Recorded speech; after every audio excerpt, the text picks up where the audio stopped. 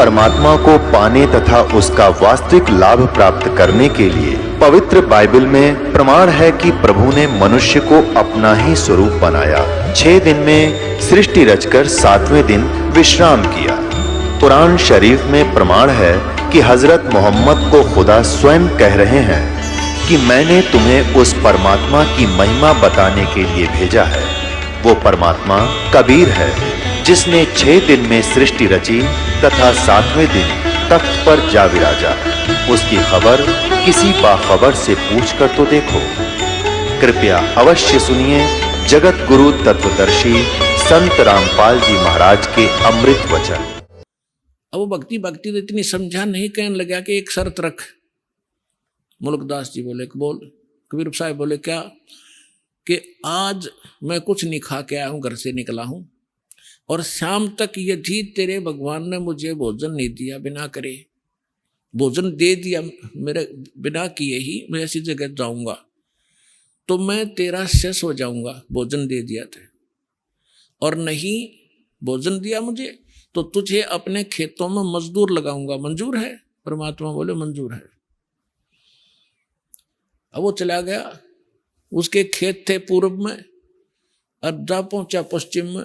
गांव नगर से दूर दूसरे के क्षेत्र में पहले जंगल बहुत होते थे, और वहां जाकर एक वृक्ष पर चढ़ कर बैठ गया। आकाश देखूंगा मुझे कैसे यहाँ कौन भोजन करा देगा, वहां तो कोई जा ही नहीं सकता। अब उधर क्या हुआ कि ये गडरिये होते हैं भेड़ बकरियों वाले, उनका कोई त्योहार था। वो कहने लगे भाई एक खीर बना लो, चावल घर से ले आए थे वो। तो उन्होंने उसी वृक्ष के नीचे डेगचा बना के चूल्हा मिट्टी खोद के और वहां बना लिया, लकड़ बाल के खीर बनाने लग गए। 1-2 गायें थी, उनसे दूध निकाल लिया, और वो बकरी चराने वाले दूर चले गए कि हम आ जाएंगे, अपने आप तुम तैयार करो तब तक। उसके साथ से एक रास्ता जाता था, और उस रास्ते से काफी दूर कुछ घोड़ों की टाप सुनाई दी और धूल उठती नजर आई। उन खीर बनाने वालों ने, उनका तो पता था, जंगल में उनको ज्ञान होता था कि ये कोई डाकू आ रहे हैं। वो तो उनको पता था रास्ता भी यही है। वो छोड़ के बनता हुआ खीर ख्यार भाग गए अपने मित्रों के पास। अब जो ही वो डाकू वहां आकर रुके, उन्होंने देखा भाई ये क्या हो रहा है इसमें, सारे नीचे उतर गए। तो उनमें से एक डाकू ने जाकर देखा कि उसका ढक्कन उठा के देखा कि इसमें खीर बन रही है। उन्हें भूख लाग रही थी डाकुओं ने, कहने लगे भाई पहले खीर खावांगे, रुक जाओ। उनमें से एक समझदार सा था, वो कहने लगा रहा कदे हमारे साथ धोखा हो जाए भाई, कोई इसमें विष डाल गया हो, पहले टेस्ट करना चाहिए, चेक करो फिर खाएंगे। तो चेक करने के लिए कोई पशु पक्षी देखने लगे भी इसमें से कुछ उसको खिलाते हैं। तो उन्होंने कहा रहा बनाने वाले कहाँ चले गए, ये छुप रहे होंगे, तो देखो उनको, उन्हीं को खिलाएंगे पहले। इधर उधर देखा कोई नहीं पाया, फिर ऊपर ने देखा तो मुल्कदास बैठे ऊपर, चौधरी साहब। उन्होंने सोचा कि यही है, ऊपर छुप गया डरता। उन्होंने कहा डाकुओं ने कि आजा भाई नीचे आजा। अब उसने सोचा, जब तक उसने ध्यान नहीं था कि ये कौन है, वो तो क्यों आंख नीचे बैठा था, अगेन जान दे न कोई देख ना ले मुझे। तो उसने कहा कि ना आऊं मैं नीचे नहीं आऊं आज। तो उन्होंने देखा कि मारो इसका गोली, हरामजादा क्यों नहीं आता। तो उन्हें देखा है तो भाई गोली बंदूक भी ले रहे हैं। तो बोला मारियो ना, मैं नीचे आ जाता हूं। वो नीचे आ गया, एक पात्र में खीर निकाल कर करके ठंडी, और कहा इसको खा। वो ने कहा मैं खीर कती नहीं खाऊं, क्योंकि प्रतिज्ञा कर कह रहा चेला बनना पड़ा चौधरी साहब ने। और उनका पक्की जचगी, किसी ने कुछ ना कुछ मिला रखा है, निकम्मे ने, पक्का चोर है। वो खीर तो नाटर वो धक्कत खुआ, उसका 2 मारे जूत लात मारी, अखा बैठ के। वो इतनी थोड़ी डाल रखी थी, और डाली को और खा, जल्दी पता लग गया कि नहीं खाओगा तो जल्दी पता लगेगा इसका। 1 घंटे वहां बैठाए रखा, फिर उसने सारी कहानी बता दी जी मैं इसलिए नाटू था, मारो मत मरा, हमारी एक संत के साथ प्रतिज्ञा थी, आज वो सफल हो मैं हार गया। तो उन्होंने बोले बात जा तू जाते। अब उसका एक मारा जो उतर भाग लिया सीधा। अब वो जब उसके ऊपर आपत्ति आई कि तू डाकुआ का फंस गया, अरे इनका इन कौन पूछनी आई, मार देंगे गोली तेरे। तब याद किया उसी को, हे उनके गुरु जी नाम तो जाना नहीं था, उन गाँव वालों के नाम जानता था, गाँव वाले के, कि हे धन्ना के गुरु जी आज मेरी जान बचा दे, मैं तेरा पक्का चेला बनूंगा। और जान तो बचानी थी परमात्मा ने, तो पक्की निश्चय कर लिया कि आज जान बच गई, जान दे चरण छूंगा उस महापुरुष के। तो वहां से भाग गया पूरी सपेटते परमात्मा के चरणों में आकर पड़कर रोने लग गया। परमात्मा बोले सुना भाई भगवान ने सेवा करी कुछ? बोला जी आपका भगवान तो मर मर खीर खिलावा है, और मैं आपका चेला, आप मेरे गुरु जी, मेरी जान बख्श दी आपने। तो तब उस मुल्कदास ने क्या कहा, जब सारे ज्ञान से परिचित हुआ और सतलोक में ले गए भगवान, फिर वापस छोड़ा उस प्यारी आत्मा को। जपोरे मन साहेब नाम कबीर, जपोरे मन परमेश्वर नाम कबीर। एक समय गुरु बंसी बजाई कालंदरी के तीर, एक समय गुरु बंसी बजाई कालंदरी के तीर। सुर नर मुनि जन थक गए थे, वो रुक गया दरिया नीर। जपोरे मन साहेब नाम कबीर, जपोरे मन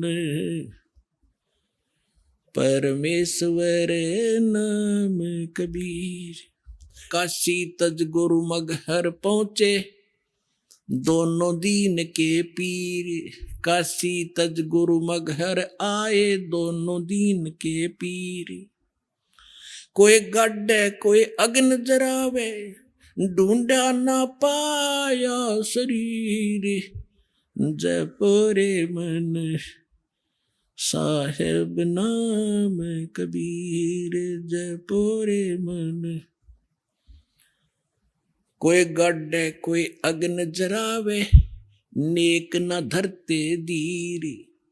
कोई गड्ढे कोई अग्न जरावे, नेक न धरते दीर। चार दाग से सतगुरु न्यारे, अजर अमर शरीर।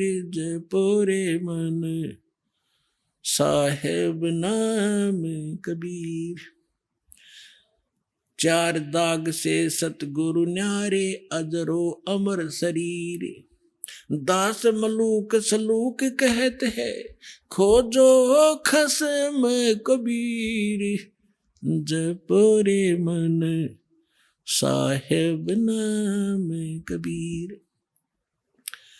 अपना आत्मा वेद बताते हैं, परमात्मा ऐसी लीला करता है। आंखों देखे वो महापुरुष बताते हैं कि जो काशी के अंदर धानक रूप में आया था वो परमात्मा, वो पूर्ण परमात्मा है। उन्होंने सचखंड में देखा और फिर यहाँ पर देखा जब उनकी महिमा गाई। आदरणीय नानक साहिब जी को परमात्मा बेई नदी सुल्तानपुर शहर के साथ से बहा करती थी, जहां नानक जी एक नवाब के यहाँ नौकरी किया करते थे और सुबह सुबह स्नान करने के लिए जाया करते थे। वहां परमात्मा मिले एक संत महात्मा साधु के रूप में। उनसे काफी 2 बार मिले, दूसरी बार फिर उनको अंतर ध्यान किया, दरिया में डूबने का बहाना करके शरीर को रख दिया वहां अप स्ट्रीम के अंदर 2-3 किलोमीटर दूर जंगल में सुरक्षित, और परमात्मा उस आत्मा को लेकर गए सचखंड में। वहां से फिर उनको वापस छोड़ा। तीसरे दिन, उसी दिन थे वो प्रथम उदासी उन्होंने काशी की। परमात्मा ने कहा था मैं बनारस में रह रहा हूं, कबीर मेरा नाम है और जुल्हा मेरा काम है। अब नानक साहिब जी ने भगवान को वहां देखा और फिर उनको ये यकीन नहीं हो पाया कि परमात्मा जुल्हा धानक कैसे हो सकता है। तब जब उन्होंने काशी में आकर भगवान को देखा उस धानक रूप में, ओए होए, तब उन्होंने क्या कहा, एक सुवान दुई सुवानी, नाल भलके भोकाई सदा बियार, और कूड़ छुरा मुठा मुर्दार, ये धानक रूप रहा करता रहा। गुरु ग्रंथ साहिब के पन्ना नंबर 24 पे ये वाणी अंकित है और नानक साहिब की महिला पहला की वाणी है। मैं पथ की बिंदन करने की कार, ओ बिगड़ रूप रहा बिकराल, तेरा एक नाम तारे संसार, मैं एहो आस एहे आधार।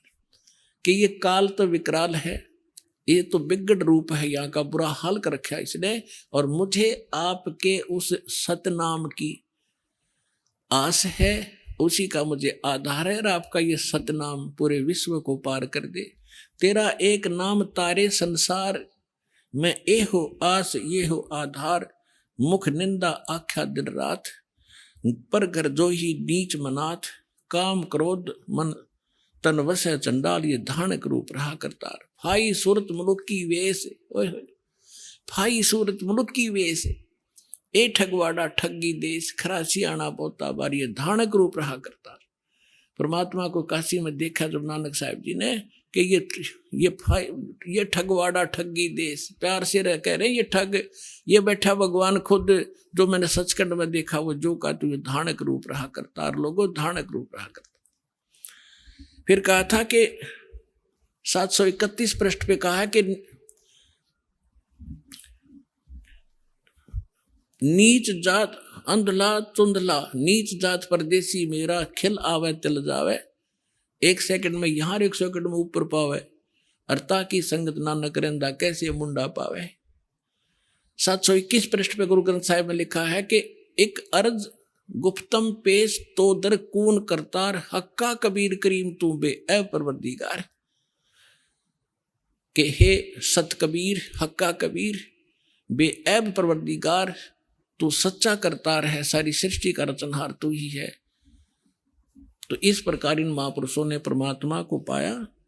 और जैसे आदरणीय दादू साहेब जी ने जब परमात्मा मिले थे 7 वर्ष की आयु में, बालक थे छोटे से दादू जी, परमात्मा उनको सचखंड लेकर गए। 3 दिन 3 रात तक बेहोश पड़े रहे, कोमा में थे दादू जी। सारे हाहाकार मच गई, रिश्तेदार इकट्ठे हो गए, सब वैद्यों को झाड़ फूक वालों को करवा लिया, दिखा लिया, कुछ नहीं हुआ। जब तीसरे दिन परमात्मा ने वो आत्मा वापस भी छोड़ी, उसके बाद वो खड़े हुए और देखा हाहाकार मच रही थी।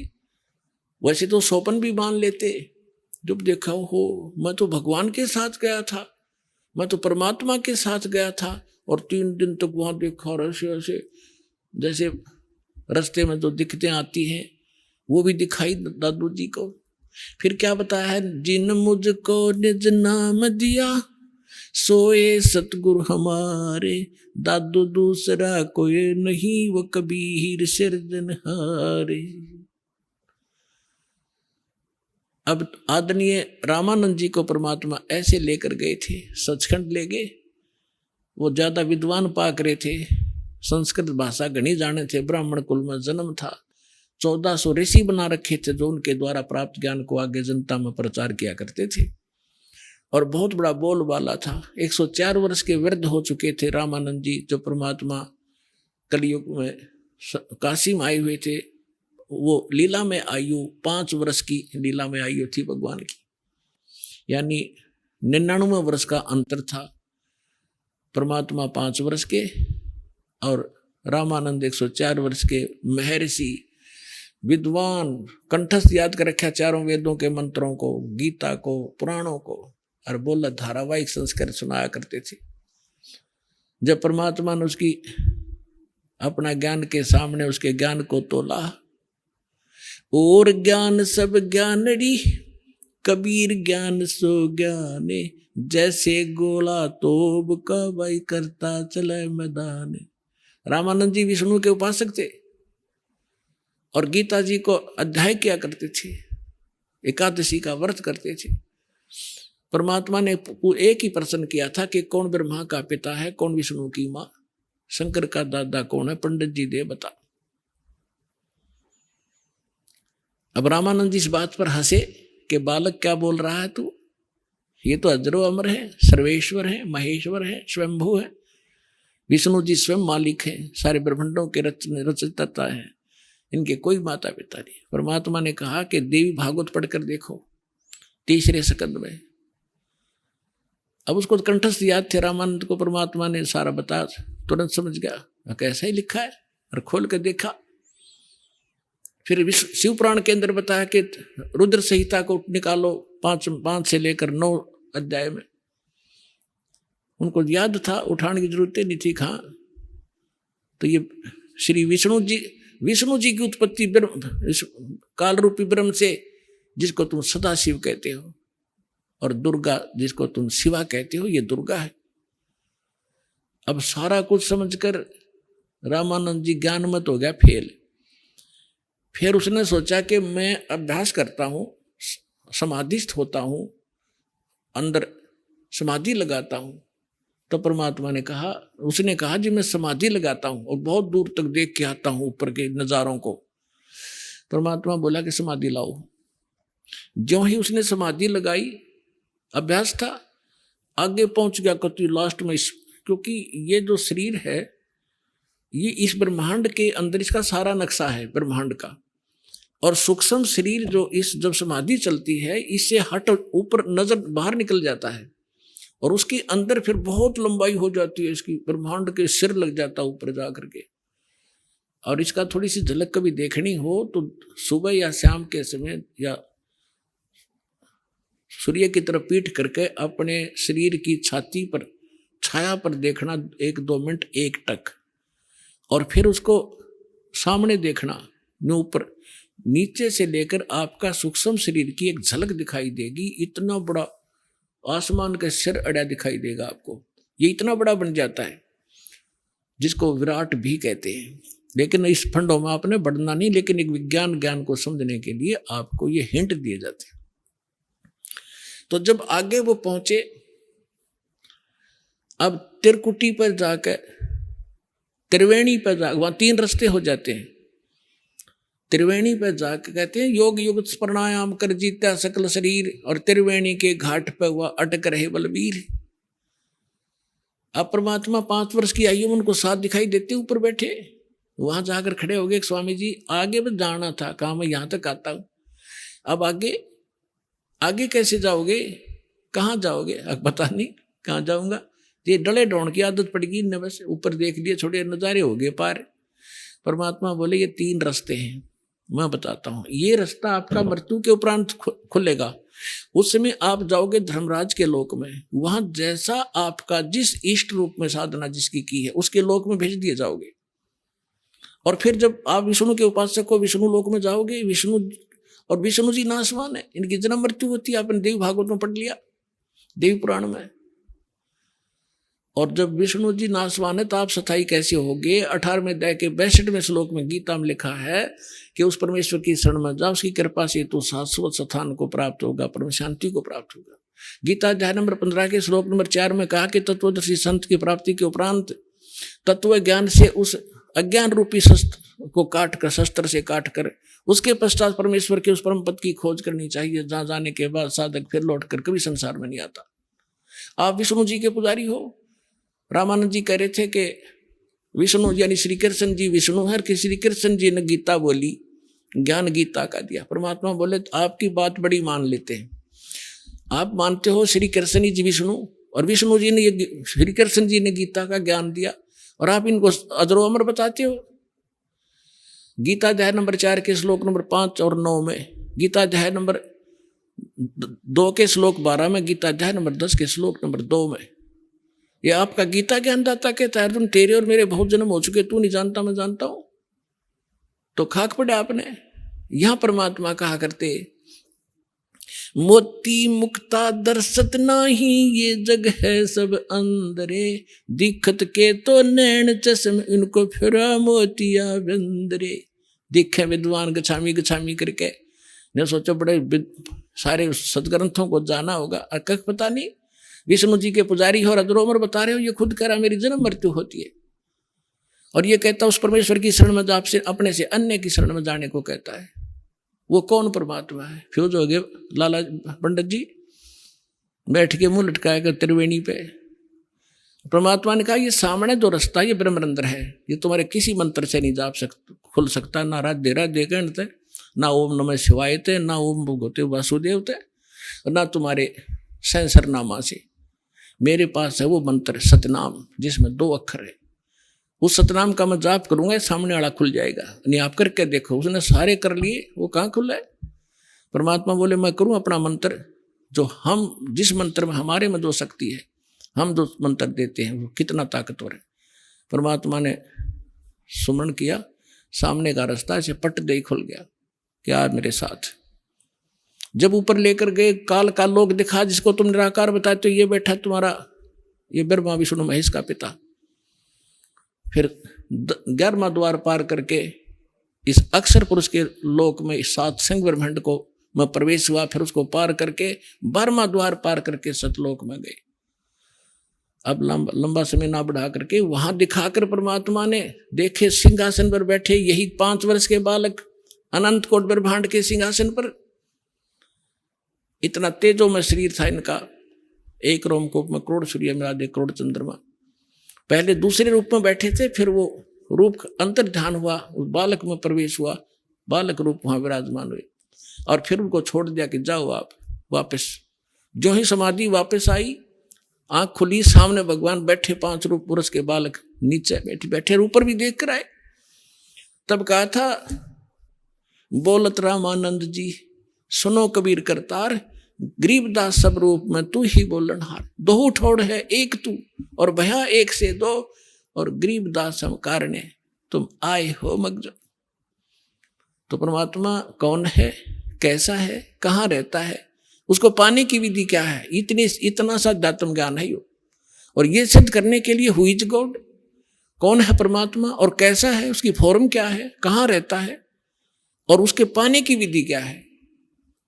ये 3 तो आपको बता दिया कि कौन है भगवान, क्या लीला करता है भगवान, कैसा है परमात्मा, कहाँ रहता है भगवान, और कैसे मिलता है। ये आने वाले सत्संग में बताएंगे। बोलो सतगुरुदेव।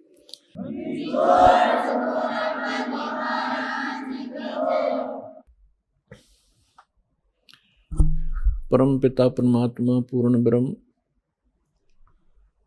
सर्व सृष्टि रचनार कबीर देव कबीर साहिब कबीर परमेश्वर जी की असीम रजा से आप सभी परमेश्वर की प्यारी आत्माएं परमात्मा की महिमा सुनने के लिए उपस्थित हुए। लखबर सूरा जूझ ही लखबर सामदे लखबर यति जहान में तब सतगुरु शरणालय। जो पुण्यात्माएं वर्तमान के अंदर मानव शरीर प्राप्त हैं, उनके पिछले पनों की कोई गणना नहीं की जा सकती कि युगों युगों के आपके कितने शुभ संस्कार आपके साथ हैं। उनसे भी पुण्यकर्मी प्राणी वो हैं जो बरवाला आश्रम, सतलोक आश्रम बरवाला, जिला हिसार, हरियाणा में पहुंचते हैं, दीक्षा प्राप्त करते हैं। पुण्यात्माओं, हमारे को सतगुरु नहीं मिले, हमारे को आध्यात्मिक टीचर ठीक प्राप्त नहीं हुए, जिस कारण से हम परमात्मा से मिलने वाले जो लाभ होते हैं उनसे वंचित रहे और मानव शरीर को व्यर्थ करके हम संसार छोड़कर चले जाते हैं। आगे चल के ना जाने कितने कष्ट हम उठाया करते थे, उनका हमें ज्ञान नहीं था कि इससे आगे भी कुछ है। अब परमात्मा के इस तत्व ज्ञान से, इसके प्रकाश से हमें वर्तमान का और भविष्य का और भूत की जानकारी होने लगी। भूत की कैसे है, वर्तमान की कैसे है और भविष्य की कैसे हुई। आज कोई दुखी है वो अपने पाप से है, आज कोई सुखी है तो अपने पुण्य से है। ये विधान है परमात्मा का, इस बात को सभी मानते भी हैं। कोई दुखी प्राणी है वो अपने आप ही कहा करता है कि ना जाने मेरा कौन सा पाप आगे अड़ गया। और जो सुखी होते हैं उनको उनके विषय में सभी कहते हैं भाई गणे अच्छे कर रखे थे आपने पिछले जन्म में। तो इससे हमें भूत और वर्तमान की जानकारी हुई। भविष्य की जानकारी परमात्मा ने कराई कि कबीर हरि के नाम बिना राजा रसब होवे, मट्टी लद कुमार के भाई घास न नीरे कोई। परमात्मा ने एक ही एग्जाम्पल ऐसा दिया है जिससे हम सहज में समझ सकते हैं। आम नागरिक राजा को बहुत ही बलशाली मानता है, समृद्ध मानता है। परमात्मा कहते हैं यदि राजा भी भक्ति नहीं करता है परमात्मा की, नेक्स्ट उसकी लाइफ गधे की होगी। अपने आत्मा अब यहां समस्या आती रही कि किसने देखा है, फिर वर्तमान के अंदर हमें वो सुख प्राप्त है जिससे हम गने फूल गए और भूल गए कि आगे दुख भी होंगे, और फिर ये बात कहकर छोड़ देते हैं कि देखी जाएगी। तो ये हमारी अध्यात्म ज्ञानहीनता का ही परिणाम था। हमारे सदग्रंथ परमात्मा का विधान है, संविधान है, और संविधान की अवहेलना जो लोग करते हैं, आप यहाँ वर्तमान में देख लो, जो संविधान की अवहेलना करते हैं उनको यही दंडित किया जाता है। इसी प्रकार परमात्मा का विधान है, जो उसको तोड़ता है, उल्लंघना करता है, उसको भी दंड प्राप्त होगा। तो उसके विषय में हमने दृढ़ होने के लिए, सच्चाई से परिचित होने के लिए कुछ आधार बनाना पड़ेगा। हमारे सदग्रंथ इसका आधार हैं। उसके पश्चात वो महापुरुष जिनको परमात्मा मिले और परमेश्वर का विधान उन्हें प्राप्त हुआ, और तीसरे नंबर पर उन महापुरुषों ने बताया कि वो परमात्मा कौन है। उस परमेश्वर ने आके स्वयं अपना विधान अपने मुख कमल से बोला, जिसको तत्व ज्ञान कहते हैं, जिसको सूक्ष्म वेद कहते हैं, जिसके विषय में हिंट दिया गया है श्रीमद् भगवद गीता अध्याय नंबर 4 के श्लोक नंबर 32 में। गीता ज्ञान दाता ये ब्रह्म है, और परम अक्षर ब्रह्म यानी पूर्ण परमात्मा की वो जानकारी दे रहा है। अपने स्तर का वो ज्ञान श्रीमद् भगवत गीता में अर्जुन को बता ही रहा है। उसके पश्चात वो कहता है कि विशेष जानकारी अध्यात्म मार्ग की परमात्मा स्वयं आके अपने मुख से ज्ञान देता है। उस परमात्मा के मुख से उच्चरित वाणी को तत्व ज्ञान कहते हैं। उसके अंदर धार्मिक यज्ञों की, धार्मिक अनुष्ठानों की जानकारी विस्तार से कही गई है। और चौथे अध्याय के 34वें श्लोक में गीता ज्ञानदाता कहता है कि उस तत्व ज्ञान को तू तत्वदर्शी संतों के पास जाकर समझ। उनको दंडवत प्रणाम करने से, कपट छोड़कर उनकी सेवा करने से वो तत्वदर्शी संत तुझे परमात्म तत्व की जानकारी तथा तत्व ज्ञान का उपदेश करेंगे। तो इससे एक तो ये सिद्ध हो गया कि गीता जी के अंदर वो ज्ञान नहीं है। यदि वो ज्ञान श्रीमद् भगवत गीता में ही होता तो वो कह देता कि उस अध्याय में पढ़ लेना। और इससे ये भी सिद्ध हो गया कि वो परमात्मा अन्य है गीता ज्ञान दाता से, और वही मोक्षदायक है। उसके द्वारा बताया गया ज्ञान जो है वो तत्व ज्ञान है। चौथे अध्याय के 32वें श्लोक में अनुवादकर्ताओं ने एक गलती की है। इसमें एक ब्रह्मणे शब्द है, ब्रह्मणे। इन्होंने ब्रह्मणे शब्द का अर्थ कर दिया वेद, और यही ब्रह्मणे शब्द है गीता अध्याय नंबर 17 के श्लोक नंबर 23 में। वह इन्हीं अनुवादकर्ताओं ने ब्रह्म ने अर्थ का अर्थ किया है सच्चिदानंद घन ब्रह्म, यानी परम अक्षर ब्रह्म, जिसके विषय में गीता अध्याय नंबर 7 के श्लोक नंबर 29 में गीता ज्ञानदाता कहता है कि जो उस तत्ब्रह्म से, सारे अध्यात्म ज्ञान से और सभी कर्मों से परिचित हो जाता है, वो व्यक्ति केवल जरा और मरण से ही छूटने के लिए प्रयत्न करता है। यानी जरा माने वृद्धावस्था का कष्ट, मरण माने मृत्यु, अर्थात जो यहाँ से जन्म मरण के कष्ट से छूटने के लिए साधना करता है, संसार की कुछ इच्छा नहीं रखता है, वो उस तत्ब्रह्म से परिचित हो चुका है, सारे अध्यात्म ज्ञान से परिचित है और सभी कर्मों से परिचित है। अर्जुन ने 8वें अध्याय के प्रथम मंत्र में पूछा, फिर वो किम तत्ब्रह्म, वो तत्ब्रह्म क्या है? गीता ज्ञानदाता ने 8वें अध्याय के 3रे श्लोक में बताया कि वो परम अक्षर ब्रह्म है, यानी गीता ज्ञानदाता से अन्य है वो। तो हमने अपने इस अध्यात्म मार्ग में आगे बढ़ने के लिए कुछ आधार बनाना पड़ेगा।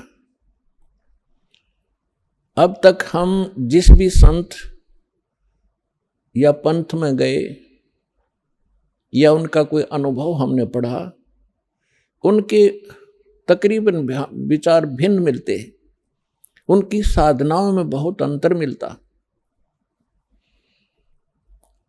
तो गीता अध्याय नंबर 2 के श्लोक नंबर 53 में कहा कि अर्जुन, जिस समय तेरी बुद्धि भ्रमित करने वाले भिन्न भिन्न प्रकार के वचनों से हटकर एक परमात्म ज्ञान पर स्थिर हो जाएगी, तब तू योगी बनेगा। योगी माने भक्त। तब तो तू भगत का होगा, नहीं तो कोई भी जहां भी आप जाते हो आपको तत्व ज्ञान है नहीं, कोई भी सिर्फ आपको दो अटपट करके वहां से डिगा देता है, आपको सुमार्ग से विचलित करके कुमार्ग पर खींच ले जाता है। और जिस समय आप इस तत्व ज्ञान से दृढ़ हो जाओगे,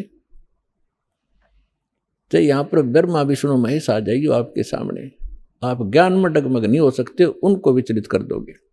ये ऐसा ज्ञान है।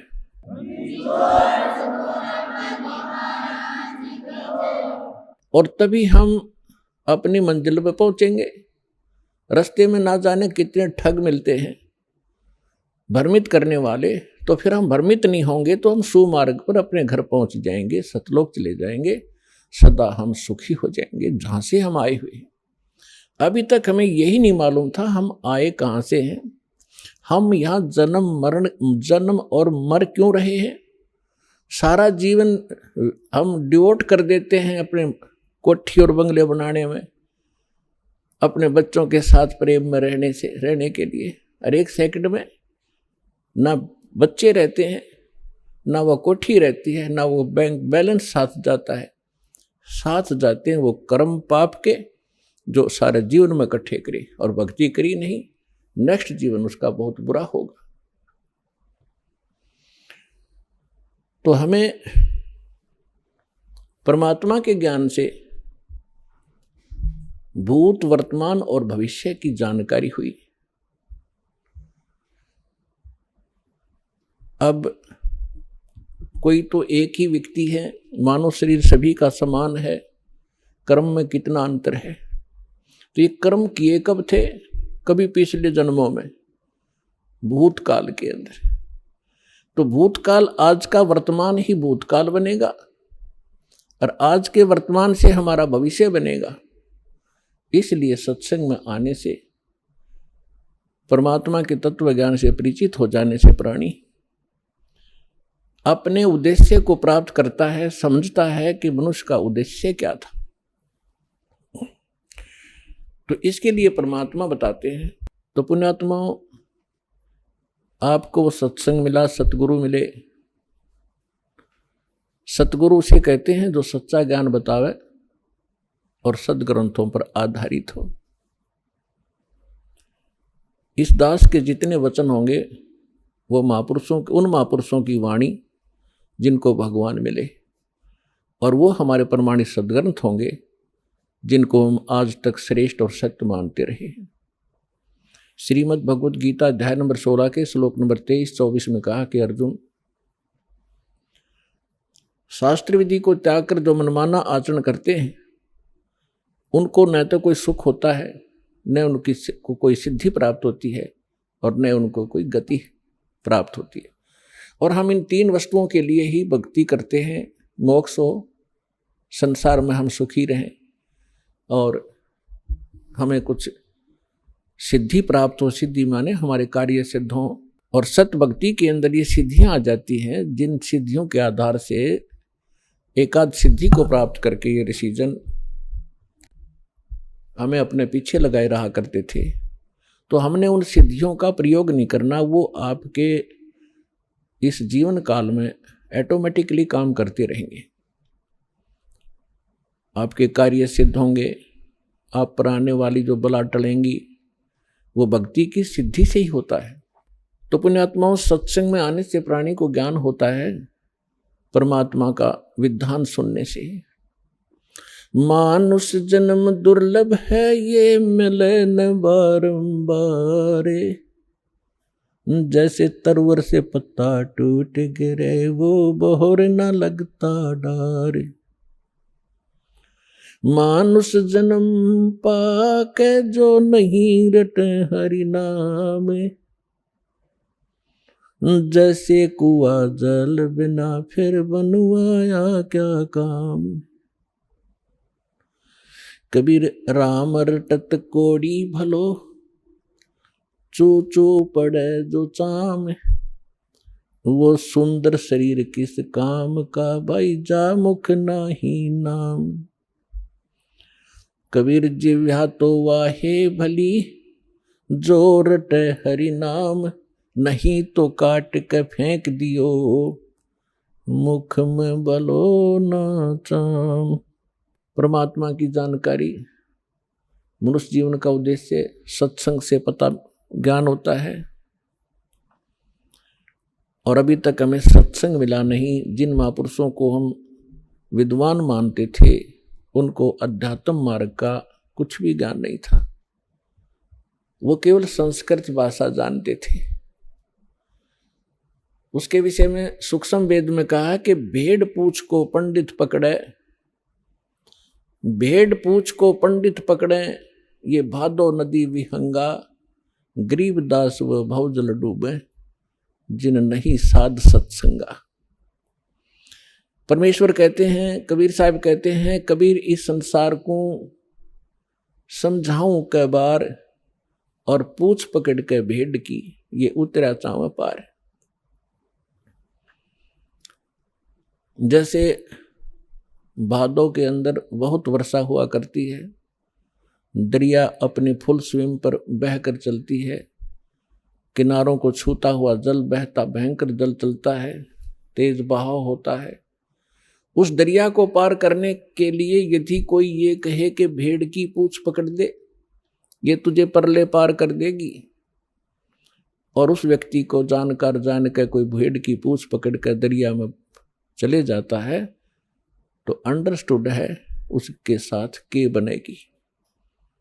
तो यहां परमात्मा कहते हैं, कबीर इस संसार ने समझाऊं कै बार, और पूछ पकड़ के भेड़ की, ये उतरा चाव पार। इसी बात को आदरणीय गरीबदास साहिब जी जो परमात्मा से परिचित हुए, सचखंड देखा, सतलोक गए, फिर वापस आए, परमात्मा से प्राप्त उस तत्व ज्ञान के आधार से कहते हैं कि भेड़ पूछ को पंडित पकड़े, ये भादो नदी विहंगा, गरीबदास व भवजल डूबे, जिन नहीं साध सत्संगा। जिनको संत का सत्संग नहीं मिला, वो इस भवजल रूपी दरिया के अंदर डूब जाते हैं।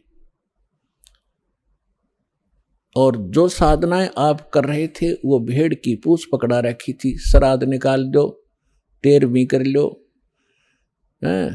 फिर फूल चुग लो, इससे काम लगा रखे थे हम। भक्ति के तो आसपास भी नहीं पहुंचे थे, कहीं नामो निशान नहीं था भक्ति का।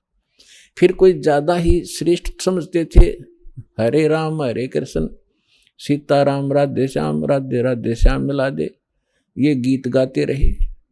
इससे भी कोई ज्यादा ऊंचे उठे, वो कहते हैं ओम नाम सबसे बड़ा, इससे बड़ा ना कोई, ओम नाम का जाप करे शुद्धात्मा होए। तो ये अधूरा ज्ञान था, यह भेड़ की पूंछ थी। हमने जाना है सत्यलोक में, जहां हम पहले रहा करते थे, और जहां हमें सर्व सुख प्राप्त होगा, जिसकी खोज हम यहां कर रहे हैं इस गंदे लोक में।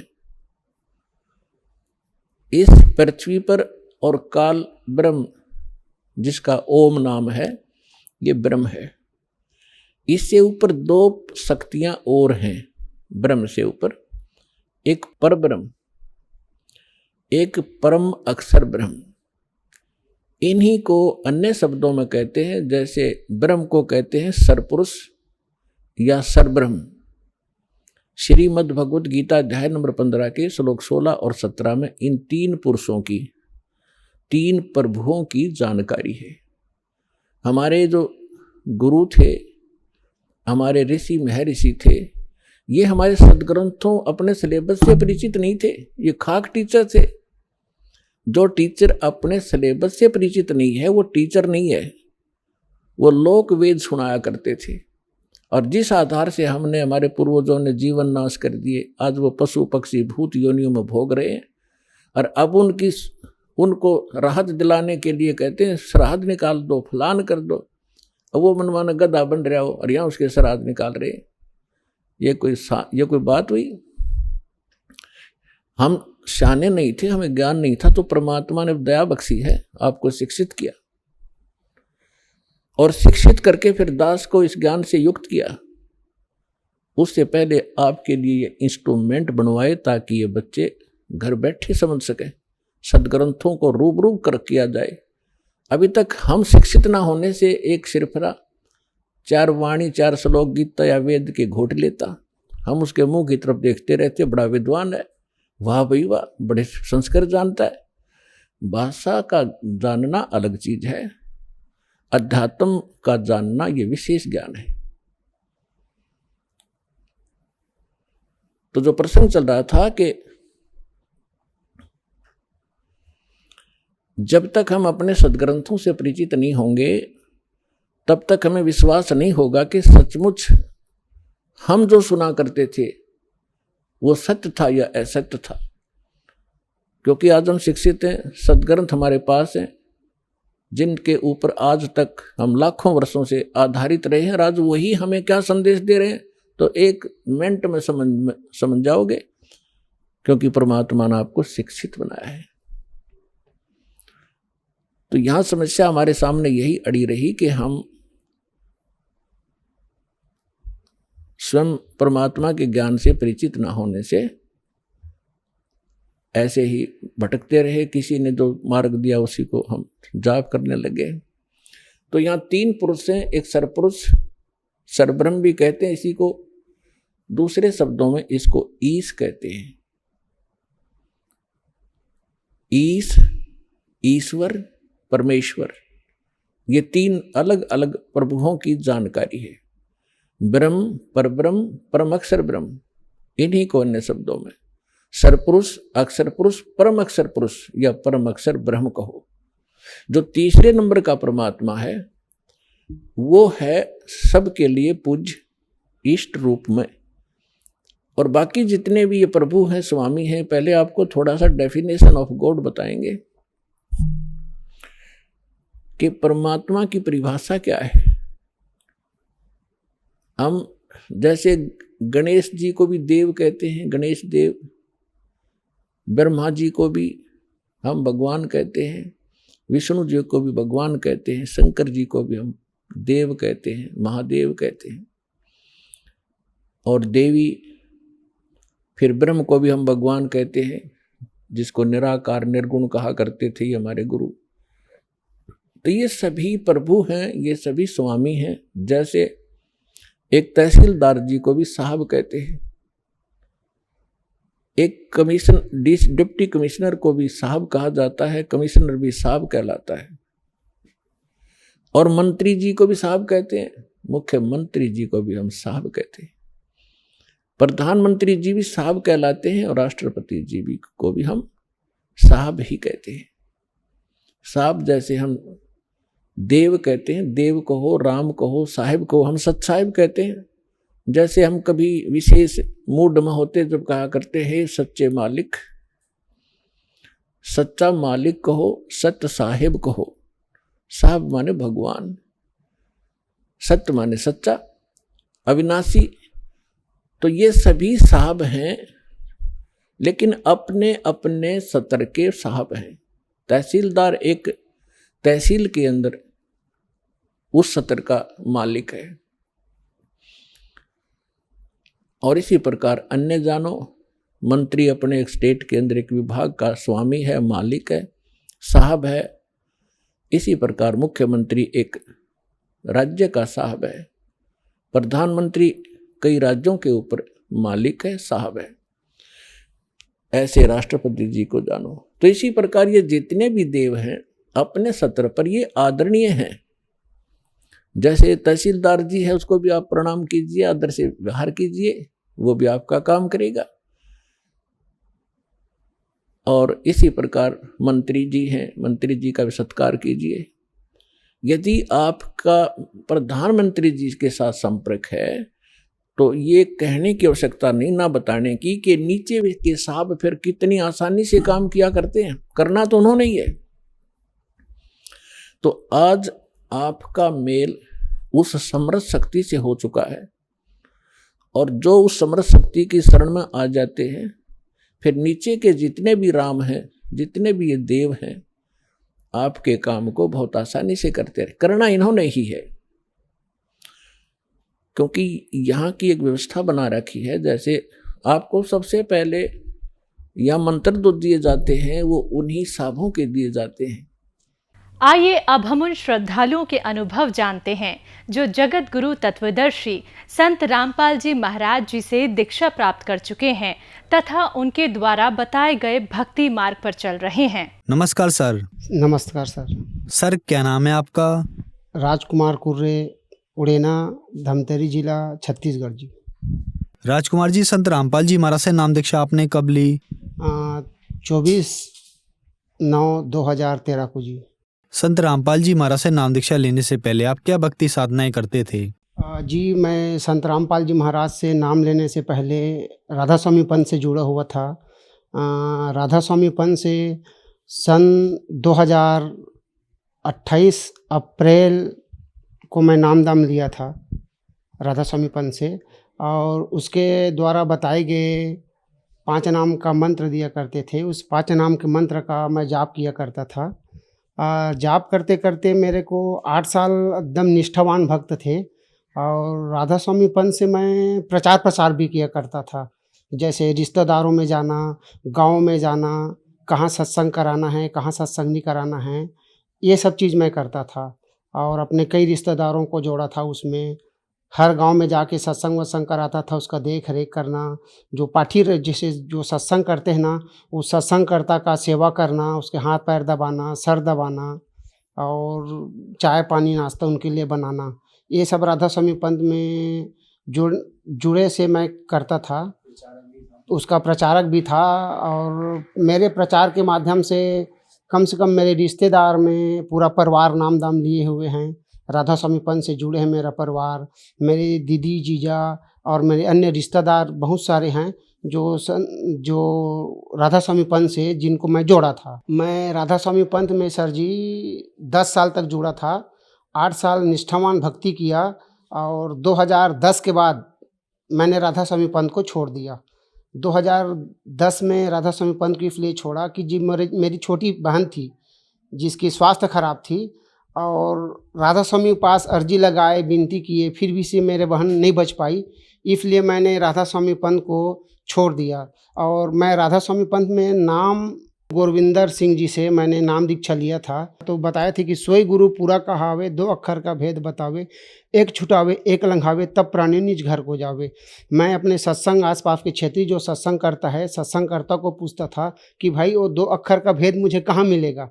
तो उसका ज्ञान अभी तक वो क्षेत्रीय सत्संग करता थे, कोई किसी ने नहीं बताया। सभी लोग बताते थे कि शरीर छोड़ने के बाद सतलोक में मिलेंगे, आगे लोक में मिलेंगे, ऐसे बताते थे, मगर अभी तक मेरे को संतुष्टि नहीं हुआ।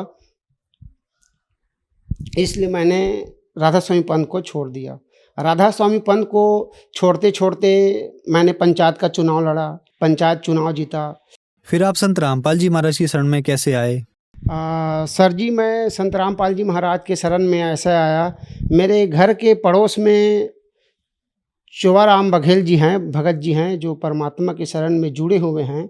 उनके घर मैं सत्संग सुनने जाता था, खूब शराब पीता था, खूब मांस मच्छी खाता था और उसके घर में सत्संग सुनने के लिए जाता था। तो जैसे सत्संग सुनते सुनते एक दिन गुरु जी ने गुरु ग्रंथ साहिब निकाल कर बताए थे कि सोई गुरु पूरा कहावे, 2 अक्षर का भेद बतावे, एक छुटावे एक लंघावे, तब प्राणी निज घर को जावे। संत रामपाल जी महाराज ने बताया था कि पुस्तक टीवी के माध्यम से कि ये ज्ञान ऐसा है कहकर। तो मैंने देखा ना सर जी, तो फिर मेरा तो नशा ही फट गया कि असली ज्ञान तो यहाँ है, राधा स्वामी में तो है ही नहीं।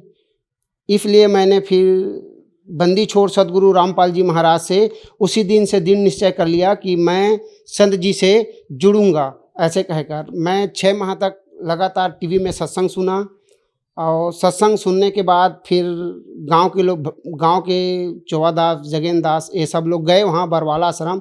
तो मेरे को भी बोला कि जाना है तो चलो जी, अब तुम तो सत्संग सुन रहे हो। तो मैं भी उन्हीं लोगों के साथ परमात्मा के सदगुरु रामपाल जी महाराज के शरण में जुड़ने के लिए चला गया। इससे रामपाल महाराज जी के शरण में जुड़ने से पहले मैं एक तांत्रिक क्रिया करवाता था, जिसको गड़ाधन निकालने के लिए बात बोलते हैं।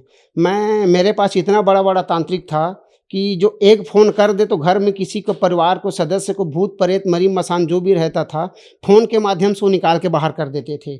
इतने बड़े बड़े मेरे पास राजस्थान के तांत्रिक थे और महाराष्ट्र का तांत्रिक थे, एमपी का तांत्रिक थे। मैं गड़ाधन निकालने वाला काम किया करता था। सर, आपने बताया कि आपने राधा स्वामी पंथ से नाम दीक्षा ली थी और वहाँ गुरविंदर सिंह जी महाराज जो सत्संग कर रहे थे, उन्होंने अपने सत्संग में बताया कि जो पूरा गुरु होगा वो 2 अक्षर का भेद बताएगा, लेकिन उन्होंने आपको 2 अक्षर का भेद नहीं बताया और राधा स्वामी पंथ में भी आपको 2 अक्षर का भेद नहीं मिला। तो फिर संत रामपाल जी महाराज ने क्या आपको 2 अक्षर का भेद बताया?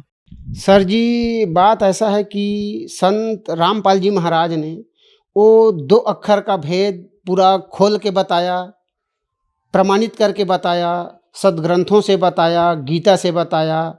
और जितने हमारे संत हुए हैं, मुलुकदास, गरीबदास, घीसादास, इन संतों के सदग्रंथों को खोल कर दिखाया और प्रमाणित करके दिखाया कि 2 अक्षर का भेद। फिर ये सारी बात को सुनकर जानकर मैंने बंदी छोड़ सदगुरु रामपाल जी महाराज से नाम दीक्षा लिया। संत रामपाल जी महाराज से नाम दीक्षा लेने के बाद क्या आपको लाभ भी मिले? सर जी, संत रामपाल जी महाराज से नाम दीक्षा लेने के बाद मेरे को बहुत सारे लाभ हुआ। सबसे पहला लाभ है सर जी, मुझे जो 2 अक्षर का भेद चाहिए था, जो गुप्त नाम चाहिए था, उन्होंने, परमात्मा ने मुझे वो नाम आज के डेट में बख्शिश कर दिया है भगत जी। ग्राम सचिव की गलती के कारण मेरे ऊपर 6,05,000 का मतलब जमा पटाने के लिए निकला था। अब उसको तो मैं नहीं पटाया गया, ग्राम सचिव की गलती से वो मेरे ऊपर आ गया। मैंने पूरी अपनी जिम्मेदारी ले ली और परमात्मा के शरण में जुड़ने से वो 6,05,000 रुपया परमात्मा ने मुझे माफ़ करवा दिया। माफ़ ऐसा किया सर जी कि मेरा जो फाइल था पंचायत वाली, वो पंचायत वाले फाइल को मैंने 5 लेबर लेकर ढूंढवाया जनपद पंचायत में, तो वो फाइल मेरे को कहीं नहीं मिला। अगला पिछला कई बंडल खुलाए, बुक जो बंडल होते हैं उसको कई बंडल खुलाए, उसमें मेरे को मिला नहीं। मगर जिस दिन मैंने परमात्मा सदगुरु रामपाल जी महाराज से अर्जी प्रार्थना लगाई कि गुरुजी मेरा इतना 6,05,000 रुपया मैं कहाँ से पटाऊँ परमात्मा, मैं तो गरीब आदमी हूँ, नहीं दे पाऊँगा। तो इतने में परमात्मा मेरी पुकार सुनी।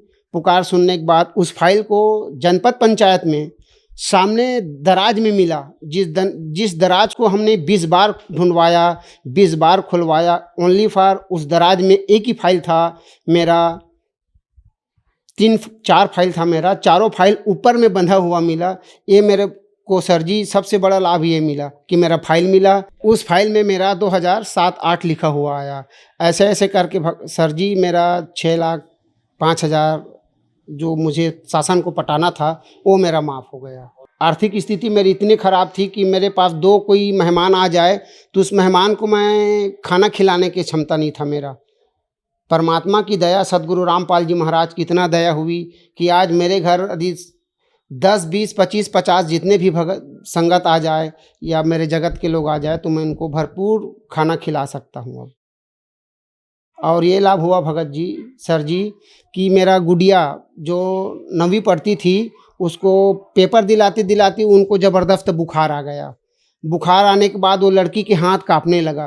तो मैंने बोला था बेटी यदि कुछ हो जाए तो बंदी छोड़ सदगुरु रामपाल जी महाराज को याद करना। तो मेरे बच्ची ने फिर मंगलाचरण किया, गुरु जी का जो गरुड़ नमो नमो बोलते हैं वो मंगलाचरण किया। उसके बाद परमात्मा ने उसके हाथ को पकड़ा और हाथ को पकड़ के उसके 9वीं की गणित की एग्ज़ाम को पूरा परमात्मा ने 3 घंटा तक दिलाया। मेरे गुड़िया की इतना ज़बरदस्त बुखार था कि वो लिख पा नहीं रहा था। परमात्मा ने उनको इतना मदद किया कि उसके हाथ पकड़ के परमात्मा ने पूरा 3 घंटा गणित का सवाल हल कराया सर। मेरी श्रीमती को टीबी का रोग हो गया था तो डॉक्टरों को दिखाया हमने, तो डॉक्टर ने बोला कि इसको 3रा स्टेज का टीबी है और ए स्टेज के टीबी वाले लोग शायद ही कभी बचते हैं, ऐसे बताया। इनके शरीर में 2-4 ग्राम ब्लड होना था, 4-5 ग्राम। आज इसके शरीर में 10-11 ग्राम ब्लड है। तो डॉक्टर ने मेरे को पूछा कि भाई आप किसी देवी देवता को मानते हो क्या?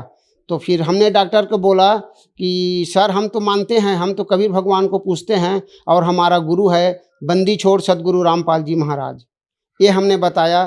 तो उन्होंने बोला भाई आपके गुरु जी के चमत्कार है जो आपके भाई को आज तक सुरक्षित रखा है। और फिर परमात्मा के पास प्रार्थना लगाने के बाद वहाँ से अरदास आया कि बेटा भक्ति करो, उसका रोग ठीक हो जाएगा। आज के डेट में सर जी मेरे मिसेस का पूरा रोग ठीक हुआ है। क्या आप नशा भी करते थे? सर जी पहले तो मैं बहुत नशा करता था। 1 बोतल एसिनेट का दारू शराब पी लेता था और शराब के साथ साथ मांस भक्षण भी करता था। और मेरा मांस भक्षण इतना था सर जी कि हम लोग बाप बेटा, छोटे से बच्चा था उस समय, 4-5 साल का लड़का, दोनों मिला के 2-2.5 किलो मांस मच्छी खा जाते थे। इतना शराब पीते थे और इतना मांस मच्छी खाते थे। और हम लोग सदगुरु रामपाल जी महाराज के शरण में आने के बाद ये सब चीज़ छोड़ दिए। और मेरी आर्थिक स्थिति आज की डेट में सर जी बहुत अच्छा है। परमात्मा ने इतना रजा बख्शा है कि यदि कोई चीज़ मन में इच्छा करते हैं तो परमात्मा आसानी से उसको पूरा कर देते हैं। सर, संत रामपाल जी महाराज से नाम दीक्षा लेने के बाद आपको बहुत सारे लाभ मिले, तो जो दर्शक आज आपको टीवी पर देख रहे हैं, खास करके राधा स्वामी पंथ वालों के लिए आप क्या कहना चाहेंगे? सर जी मैं राधा स्वामी पंथ वाले को और अपने समस्त समाज को भी ये कहना चाहता हूँ सर जी कि अपने समाज में एक गाना गाते हैं कि अपने अपने घट ही के देव को मनाएंगे, मंदिर में किस ले जाएंगे।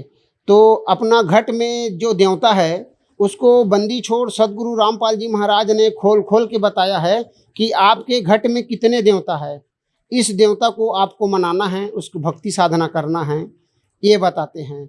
और मेरे राधा स्वामी पंथ वाले भाइयों को ये कहूँगा कि आओ, पूर्ण परमात्मा अभी धरती पे आ चुके हैं और आकर आप लोग भी संत रामपाल जी महाराज के शरण में जुड़ें और जुड़कर अपना जीवन को सफल बनाएं और साथ में सतलोक चलें। धन्यवाद सर।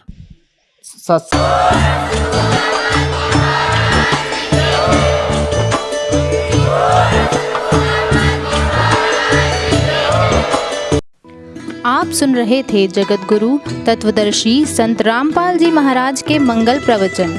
अधिक जानकारी के लिए संपर्क करें